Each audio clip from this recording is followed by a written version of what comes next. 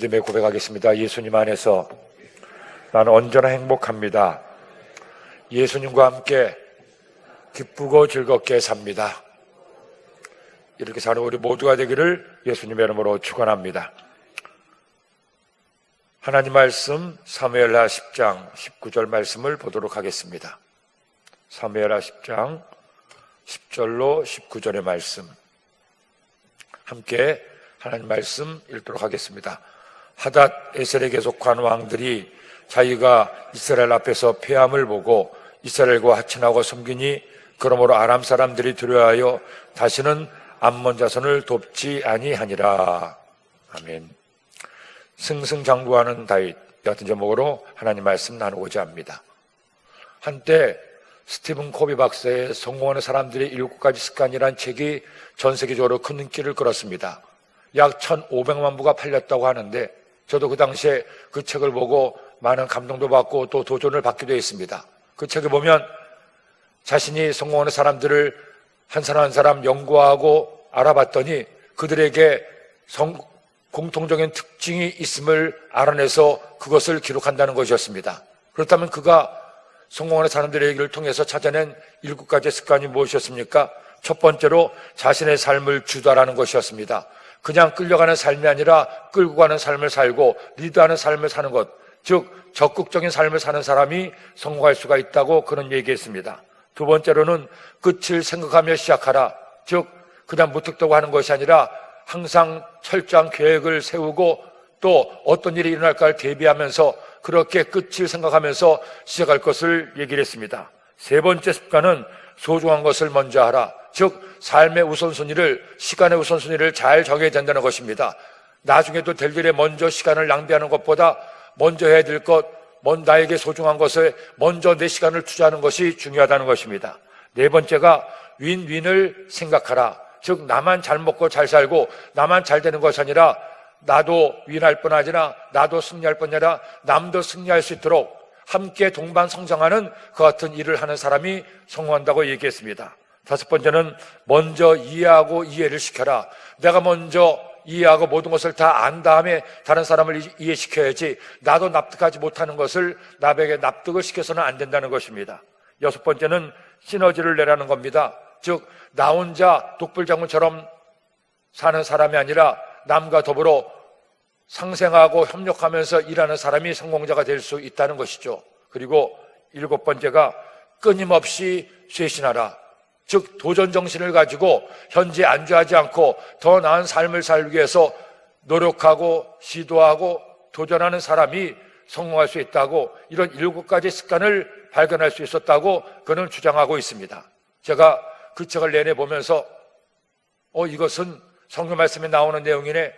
그 책에 성경을 많이 인용하고 성경에서 나오는 부분들을 발췌도 하고 중복해서 주장하는 내용을 볼 수가 있었습니다. 사실 여러분, 성경 말씀의 말로 완전한 성공에 이르는 습관들을 우리에게 가르쳐주고 있지 않겠습니까? 이 스티븐 코비 박사의 7가지 습관, 그것도 일리가 있지만 그보다 더 완벽하고 완전한 성공에 이르는 습관을 성경 말씀이 우리에게 알려주고 있다는 것입니다. 그렇기 때문에 그가 주장했던 7가지의 성공의 습관도 이미 성경 말씀에 다 나와 있고 그가 말하지 않은 내용들도 성경 말씀에 다 수록되어 있습니다. 그렇기 때문에 사실은 이 성경 말씀의 말로 우리의 모든 인생들의 성공의 습관과 성공의 비결을 알려주는 말씀이라고 할 수가 있을 겁니다. 그런 성공의 습관을 다윗도 가지고 있었다는 것이죠. 성경에서 말하는 여러 가지 다양한 성공에 이르는 길이 있습니다. 이 책에도 주장하는 것처럼 성실함도 있을 것이고 착함도 있을 것이고 배려하는 마음도 있을 것이고 남을 존중하는 마음도 있을 것이고 하나님께 대한 믿음도 있고 또한 하나님께 기도하는 간구가 성공에 이르는 중요한 비결이 아니겠습니까? 그런데 다윗도 이런 승리의 비결을 알고 있었습니다. 그렇기 때문에 이 다윗은 오늘 말씀의 제목처럼 그야말로 승승장구하게 됩니다. 다윗의 삶에서 패배는 거의 찾아볼 수가 없습니다. 아직 왕이 되기 전까지 사울왕의 모함을 받고 미움을 받아서 도망자가 되고 온 나라를 헤매는 그와 같은 서글픈 신사가 되었지만 마침내 하나님의 때가 되어서 그가 왕이 되고 난 다음에 그의 삶은 그야말로 승승장구했습니다. 이순신 장군도 아닌데 그야말로 다윗도 연전연승하고 백전백승하는 내용을 성경 말씀을 통해 볼 수가 있습니다. 왜냐하면 다윗도 이런 승리의 비결을, 승리의 습관을 가지고 있었기 때문입니다. 그러므로 여러분, 다윗은 왕으로서 또 장군으로서 칼과 창을 들고 직접 그를 괴롭히는 적들과 대적해서 싸웠지만 우리가 창이나 칼이나 총을 들고 싸우는 그런 싸움은 안 싸우겠죠. 하지만 모든 그리스도인들은 영적 싸움을 싸우고 있고 또 모든 인생은 치열한 생존 경쟁의 싸움을 싸우고 있습니다. 이 싸움에서 우리가 승리하기 위해서 어떤 승리의 습관을 가져야 될지, 다윗을 통해서 무엇을 배워야 될지 오늘 말씀을 통해서도 다시 한번 그를 돌아보고 그를 통해서 배울 것을 배우는 우리 모두가 되기를 예수님의 이름으로 축원합니다. 자, 그렇다면 다윗이 어떻게 또 승리를 거두게 됩니까? 오늘 말씀 1절로 8절 말씀 보니 암몬과의 갈등이 생겼음을 알게 됩니다. 암몬 왕이 세상을 떠났는데 그 암몬 왕의 죽음을 보고 다윗이 먼저 조문을 하게 됩니다. 1절로 2절 말씀, 그 후에 암몬 자손의 왕이 죽고 그 아들 한온이 대신하여 왕이 되니 다윗이 이르되 내가 나하스의 아들 한온에게 은총을 베풀되 그의 아버지가 내게 은총을 베푼 것 같이 하리라 하고 다윗이 그의 신하들을 보내 그의 아버지를 조상하라 하니라. 다윗의 신하들이 암몬 자손의 땅에 이르매. 암몬 자손의 왕이 죽었다고 오늘 말씀에 나와 있습니다. 즉 암몬의 왕 나하스가 세상을 떠났는데, 여러분이 암몬이라고 하는 나라는 요르단강 동편에 있는 나라였습니다. 그 팔레스타인, 하나님께서 이스라엘에게 주시마 약속하신 가나안 땅은 그 가운데 요단강이 흐르고 있고 그 요단강을 중심으로 트랜스 요르단, 즉 고대 요르단 지역, 요단강 동편 지역이 있고 그리고 요단강 서편 지역이 있습니다. 요단강 서편 지역에 블레셋이 있었고 많은 가나안 족속들이 있었습니다. 가나안의 6족속 또는 가나안의 7족속이 그 요단강 서편에 있었습니다. 반면에 요단강 동편에는 암몬이나 모압이나 이와 같은 나라들이 자리를 하고 있었습니다. 1948년에 이스라엘이 독립할 때는 요단강 서편에 있는 땅들만을 이스라엘의 영토로 인정했습니다. 그런데 4차에 걸친 중동 전쟁을 통해서 이스라엘 동쪽 땅, 그 요단강 동쪽 땅도 이스라엘이 정복을 해서 그 요단강 동쪽의 많은 부분들도 이스라엘이 지금 그들의 땅으로 그렇게 그 나라를, 그 땅을 차지하고 있는데, 그 트랜스 요르단 쪽, 즉 요단강 건너편 쪽에 있던 대표적인 고대 국가들 중에 두 곳이 바로 모압과 암몬이었습니다.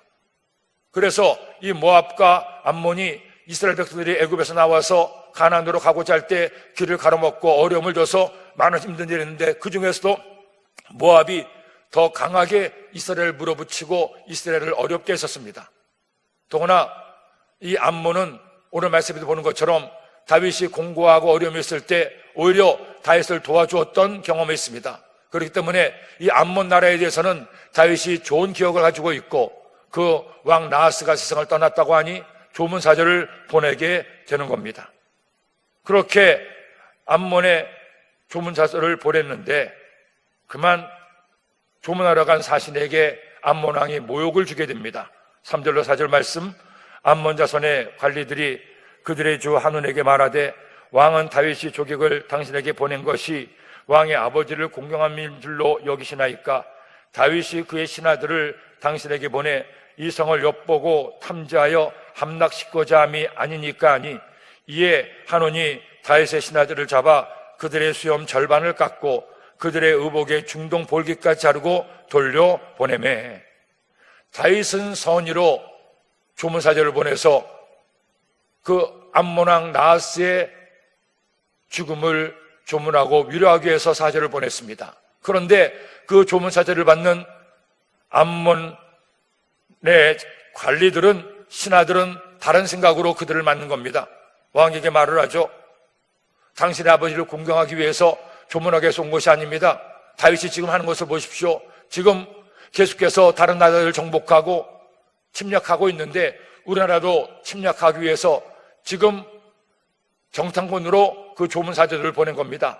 그러니 그들의 계략에 넘어가면 안 됩니다 하고 오히려 선의를 악의로 대하게 됩니다.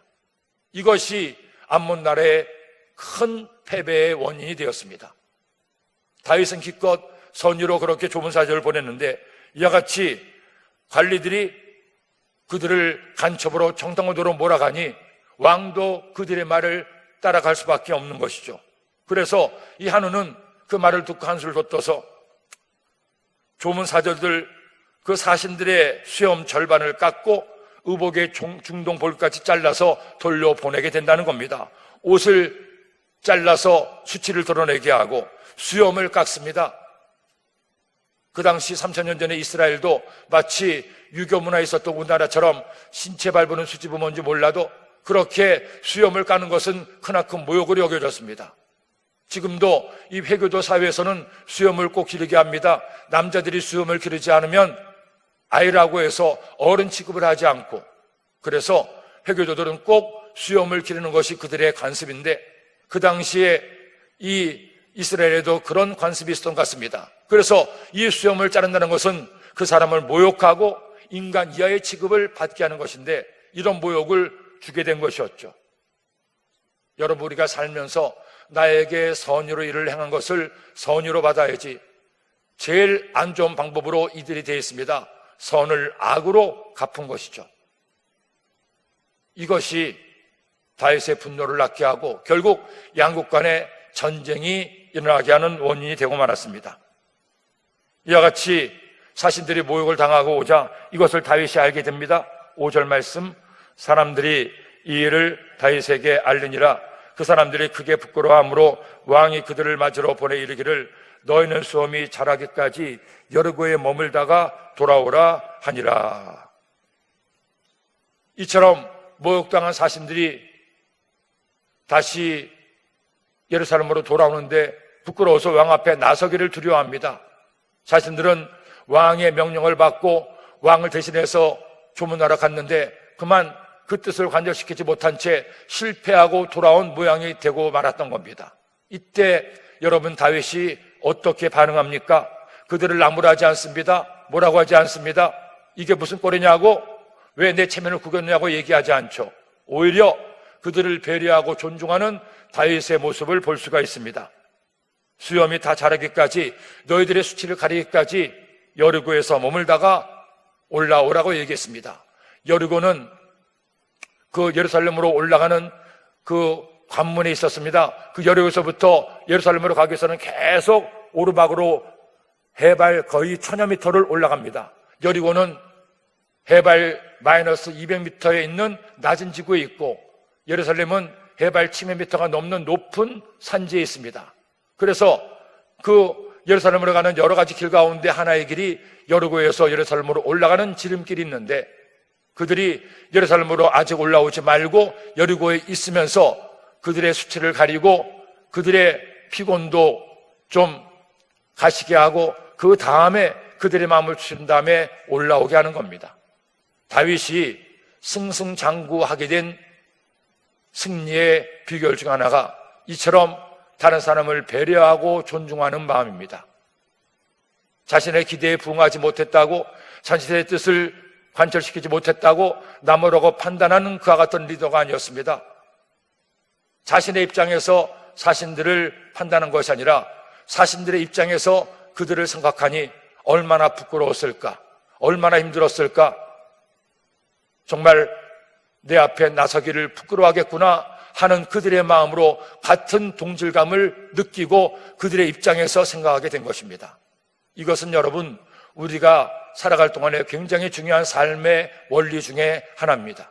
우리가 남과 더불어 살면서 좋은 관계를 가지고 그야말로 함께 윈윈하는 또한 시너지 효과를 거두기 위해서는 나 혼자만 잘해서는 안 됩니다. 남도 함께 잘 되어야 되는데, 남도 같은 마음을 품고 같이 달려가게 해야 되는데, 나는 이만큼 하는데 너는 왜 이만큼 못하느냐고 내 입장에서 판단하고 그를 정죄하면 그러니 저 사람은 나와 맞지 않고 저 사람은 내 입장을 이해하지 못하는구나. 마음이 돌아서면 몸도 돌아설 수밖에 없고 함께 어떤 일도 도모할 수가 없습니다. 하지만 상대방의 입장을 배려하고 존중해서 그가 실패했어도 내 기대에 부응하지 못했어도 오히려 그를 배려하고 존중하고 그래서 그의 입장을 이해하는 그런 성숙한 태도로 그를 대할 때 그가 그 마음이 상대방을 위로할 수가 있고 그에게 더 큰 힘을 얻게 하는 것이 아니겠습니까? 저는 이 성경 말씀을 보면서 또 이런 내용들을 보면서 그래 다른 거 없어. 이 하나님의 말씀의 말로 우리가 살아갈 동안에 잘 사는 방법을 알려주는 말씀이고 우리의 모든 삶의 승리의 원리를 알려주는 말씀이야 하고 느낄 때가 한두 번이 아닙니다. 성경에 나오는 수많은 신앙의 선배들을 통해서 그들의 삶의 방식을 통해서 배울 수가 있고 그 대표적인 우리가 본받아야 될 신앙의 인물 가운데 한 명이 다윗이라는 겁니다. 이런 따뜻한 배려의 마음이 결국 다른 사람들을 감동시키고 다윗을 위해서 자신의 목숨을 걸게 하는 것이었죠. 여러분도 자식을 둔 부모 입장에서 자식들을 기를 때 가장 힘들고 어렵지 않습니까? 차라리 남이 낫지. 내 자식은 내 자식인데도 내 마음대로 못하고 내 자식은 부모를 더 믿거냐 하고 남들보다 더 내 말을 안 들어주고 내 속을 썩힐 때가 참 많이 있지 않습니까?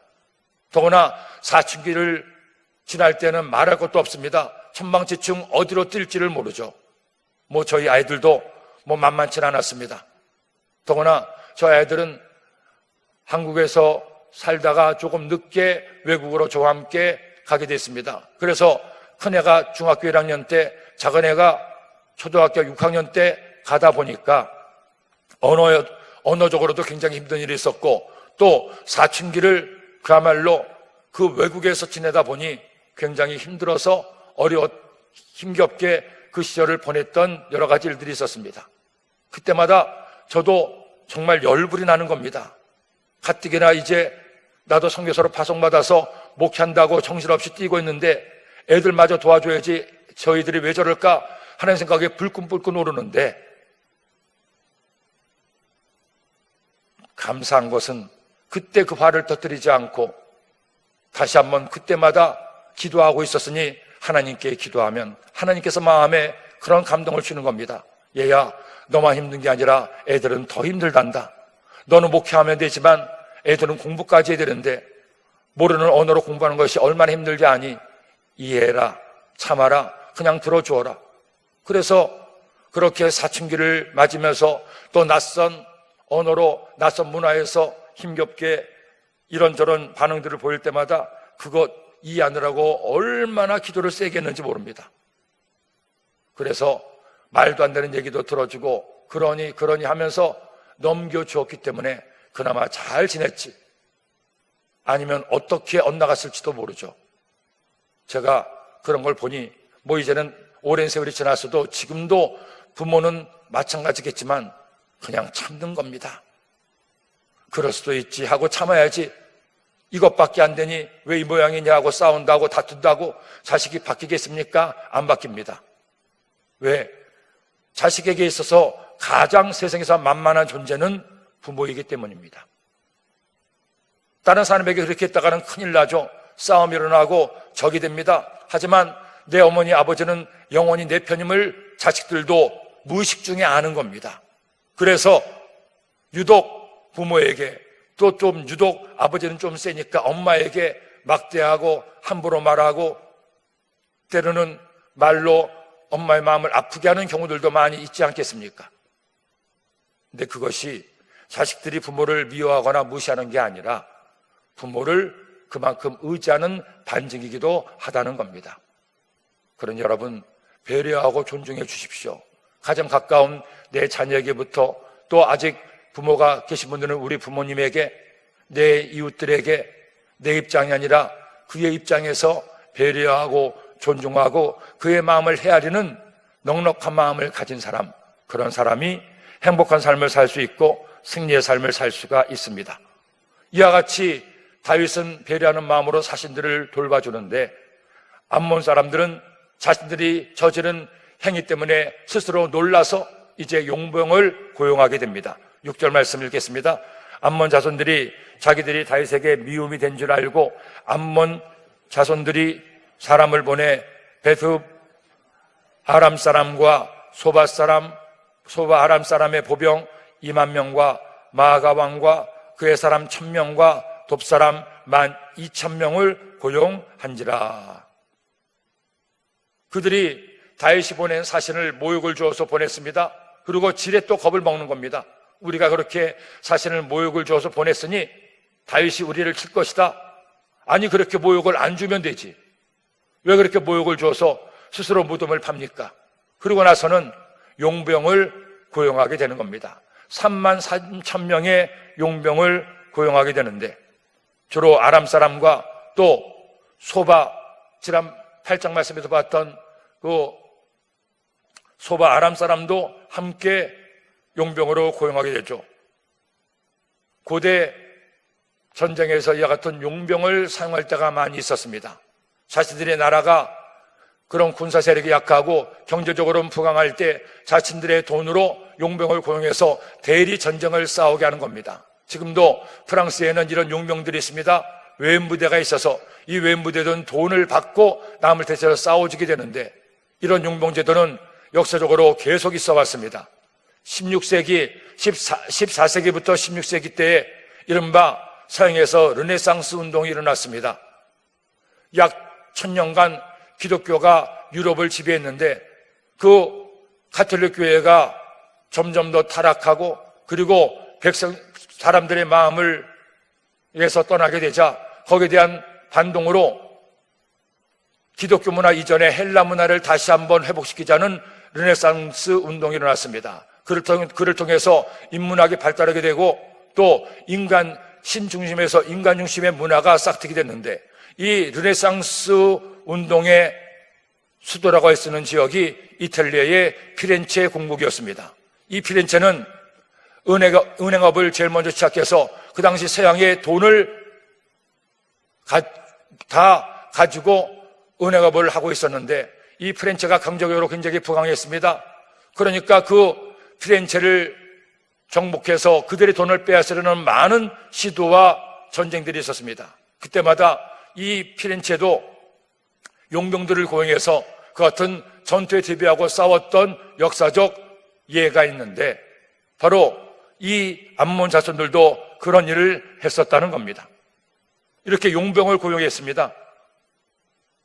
그리고 이제 그들이 이스라엘과의 전쟁을 위해서 용병마저 고용했다는 말을 듣고 다윗도 요압과 이스라엘 군대들을 보내게 됩니다. 7절로 8절 말씀, 다윗이 듣고 요압과 용사의 온 무리를 보내매 암몬 자손은 나와서 성문 어귀에 진을 쳤고 소바와 르흡 아람 사람과 돕과 마가 사람들을 따로 들에 있더라. 요압이 이스라엘 군대를 데리고 출정하게 됩니다. 그리고 암몬 자손도 이제 성 앞에 나와서 진을 치게 됩니다. 그런데 이 암몬 자손은 나와서 진을 칠 때 두 개의 진으로 나누게 되죠. 암몬 자손은 성문 어귀에 진을 치고 소바와 르흡 아람 사람과 돕과 마가 용병들은 따로 들에 있게 합니다. 그러니 이스라엘 군대를 양쪽으로 에워싸게 되는 것이었죠. 이때 이스라엘과 연합 간의 전쟁이 9절로 19절 말씀에 나오는데, 요압이 이와 같이 둘러나는 적진에 대해서 어떻게 반응하게 됩니까? 9절로 11절 말씀을 읽겠습니다. 요압이 자기와 맞서 앞뒤에 친 적진을 보고 이스라엘의 선발한 자 중에서 또 엄선하여 아람 사람과 싸우려고 진을 치고 그 백성의 남은 자를 그 아우 아비새의 수하에 맡겨 암몬 자손과 싸우려고 진치게 하고 이르되 만일 아람 사람이 나보다 강하면 내가 나를 돕고 만일 암몬 자손이 너보다 강하면 내가 가서 너를 도우리라. 이 요압은 다윗의 가장 신임을 받고 또 능력 있는 장군이었습니다. 그래서 심지어 다윗도 함부로 하지 못하는 맹장이 이 요압이기도 했습니다. 다윗이 이 요압을 장군으로 내세워서 군대를 보냈을 때 그렇게 둘러 나누어진 적진을 보고 역전의 맹장인 요압도 자신들의 군대를 둘러 나누게 됩니다. 그래서 요압이 한때 군대를 데리고 아람 자손, 그 들판에 있던 아람 자손과 맞서 싸우게 하고, 그리고 자신의 아우였던 아비새는 성문 어귀에 있는 암몬 자손과 대치해서 싸우게 합니다. 그리고 요압이 먼저 아람 자손을 치게 합니다. 그리고서 함께 작전 계획을 꾸미게 되죠. 내가 아람 자손을, 저 용병들을 먼저 칠 텐데 내가 이기면 다행이지만 만일 내가 지면 네가 나를 와서 돕고, 네가 암몬 자손을 칠 때 네가 불리하면 내가 너를 도울 터이니 우리가 각자 아람과 암몬을 쳐서 그들을 멸하자고 작전 계획을 수립하게 됩니다. 여의치 못하면 서로를 돕는 그 같은 계획을 세우게 됐습니다. 그리고 이제 전쟁에 임하기 전에 요압이 다윗을 본받아 하는 일이 있습니다. 12절 말씀 읽겠습니다. 너는 담대하라. 우리가 우리 백성과 우리 하나님의 성읍들을 위하여 담대히 하자. 여호와께서 선히 여기시는 대로 행하시기를 원하노라 하고, 요압 역시 다윗의 본을 받아 하나님께처럼 기도하며 전투에 임하게 됩니다. 하나님께서 선히 행하시는 대로, 여기신 대로 행하기를 원하노라. 하나님을 믿고 의지하고 우리나라를 치르는 저 대적의 무리와 싸우자 하고 그렇게 선포하고 싸우게 됩니다. 자, 이 싸움에서 어떤 결과 나옵니까? 이번에도 이스라엘이 이기게 됩니다. 13절 말씀, 요압과 그 함께한 백성이 아람 사람을 대항하여 싸우려고 나아가니 그들이 그 앞에서 도망하고, 이 이스라엘의 군대가 얼마나 강력하고 전쟁에 능했던지 전투가 임하자마자 이내 그 기세에 눌려서 도망하게 됩니다.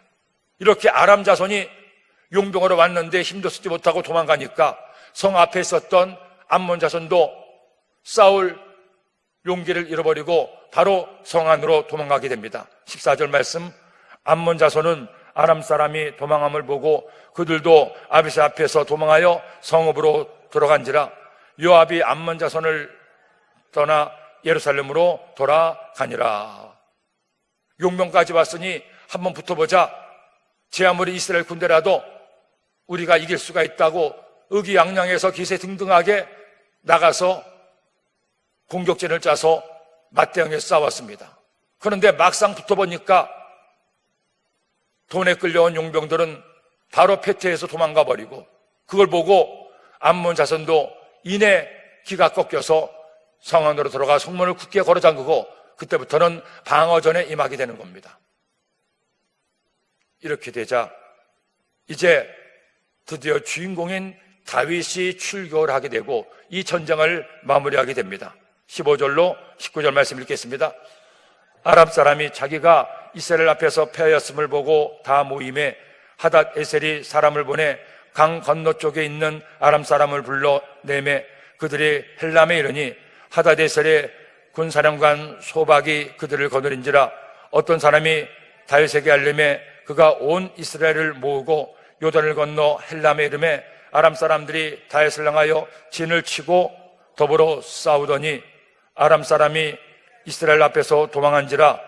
다윗이 아람 병거 700대와 마병 4만 명을 죽이고 또 그 군사령관 소박을 치매 거기서 죽으니라. 하닷에셀에게 속한 왕들이 자기가 이스라엘 앞에서 패함을 보고 이스라엘과 화친하고 숨기니 그러므로 아람 사람들이 두려워하여 다시는 암몬 자손을 돕지 아니하니라. 아람 사람, 즉 아람의 나라는 이스라엘의 북쪽에 있다고 말씀했죠. 그 아람의 수도가 다메섹이었고 더 위쪽으로 소바가 있었고 그 소바 왕이 하닷 에셀이었습니다.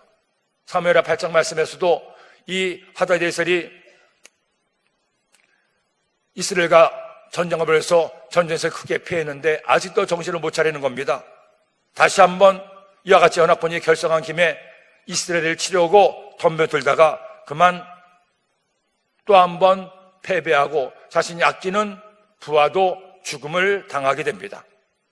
즉 이스라엘이 그 가나안 땅에 그들의 근거를 두었다면 그 북쪽으로는 강력한 아람 나라가 있었고 또 요단강 동편으로 암몬 자손이 있었습니다. 그래서 이스라엘을 사이에 두고 협공하기 위해서 암몬 자손이 아람에게 사람을 보내서 용병을 세웠던 것인데, 거기서 피하자 또 한번 이스라엘을 치기 위해서 연합군을 결성하고 이 하다데셀이 중심으로 이스라엘과 전쟁을 벌였는데 누가 남았습니까?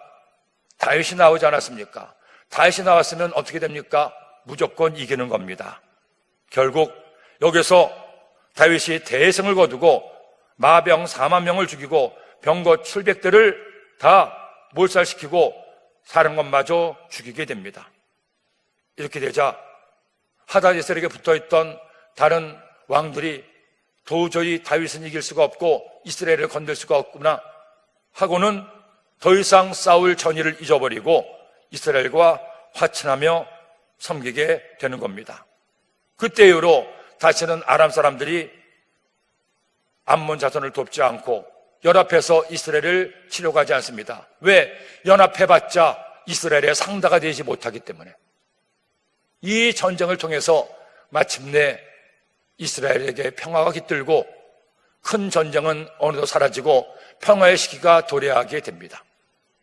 여러분, 다윗 이전의 사울왕 시대에 이스라엘이 처음으로 왕국을 건설합니다. 나라의 기틀을 서게 됩니다. 사울왕 이전에는 이스라엘은 나라가 아니었습니다. 왕도 없었습니다. 하나님께서 직접 통치하시는 신정 통치로 그때 사사가 나와서 이스라엘이 어려움을 당할 때 이스라엘을 구원하는 역할을 하고 이스라엘을 다스리는 일을 했습니다. 그런데 워낙 주변 강대국들이 이스라엘을 괴롭히니까 자신들의 죄 때문에 그런 것은 깨닫지 못하고 왕을 세워달라고 했지만 초대왕 사울은 이스라엘을 반석에 세우지 못했습니다. 하지만 다윗은 하나님을 경외했던 왕으로 이스라엘 왕국을 하나님 앞에 온전히 드렸기 때문에 이와 같이 그 나라를 반석에 세우게 할 수가 있었던 겁니다. 이순신 장군도 23전 23승을 했다고 하는데 다윗도 이처럼 연전연승하고 성경에 다윗이 패배한 전쟁을 찾아볼 수가 없습니다. 어떻게 다윗이 이처럼 승승장구할 수 있었습니까? 간단합니다. 그에게는 하나님이 있었기 때문입니다. 하나님께서 모든 전쟁 가운데 그와 함께 하셨기 때문입니다.